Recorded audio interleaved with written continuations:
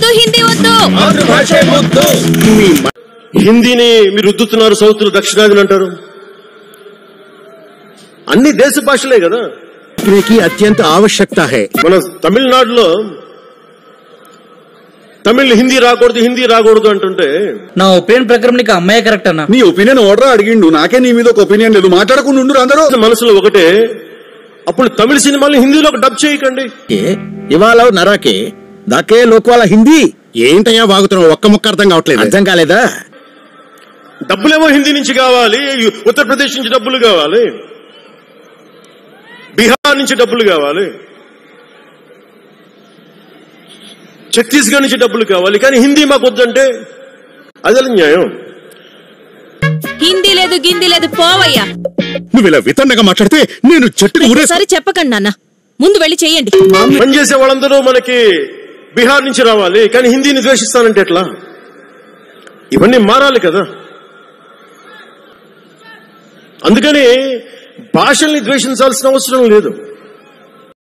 Flash back, end of flash back.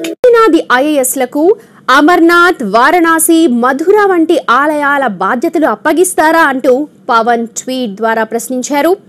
ఉత్తరాది వారు మన వాళ్లకు అవకాశం ఇవ్వరు, మరి మనమెందుకు వాళ్లకు అవకాశం ఇవ్వాలని తన ట్వీట్ లో ప్రశ్నించారు జనసేనాని. అకస్మాత్తుగా వచ్చిన పరిస్థితి, కాలానుగుణంగా విధించిన సంస్కృతి కదా. మనం ముఖ్యంగా హిందువులందరికీ నేను చెప్తా ఉన్నాను, మీరు ముస్లింలను చూసి మీరు నేర్చుకోండి. పంచాయతీ కావలేదా? పవిత్ర రంజాన్ మాసంలో ఉపవాస దీక్ష వహిస్తున్న నా ముస్లిం సోదరులందరికీ నా హృదయపూర్వక రంజాన్ శుభాకాంక్షలు. మీరేం యాక్షన్ తీసుకోరే? ఏం యాక్షన్ తీసుకోమంటావు? వాడు చెప్పేది ఏమిటో అర్థమైతే యాక్షనో ఏదో ఒకటి తీసుకోవచ్చు. నువ్వు అర్థం కాకుండా మాట్లాడుతున్నాడు వాడు. వాడు చెప్పేది ఏమిటో నీకు క్లియర్ గా అర్థమైతే నువ్వు నాకు చెప్పు, నేను వాడి మీద యాక్షన్ తీసుకుంటాను, నువ్వు చూసుకుందో గాని.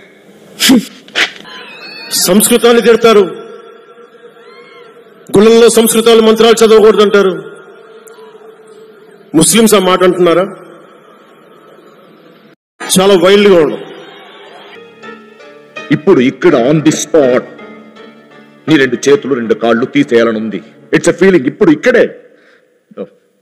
కానీ నన్ను టెంప్ట్ చేయొద్దు ప్లీజ్.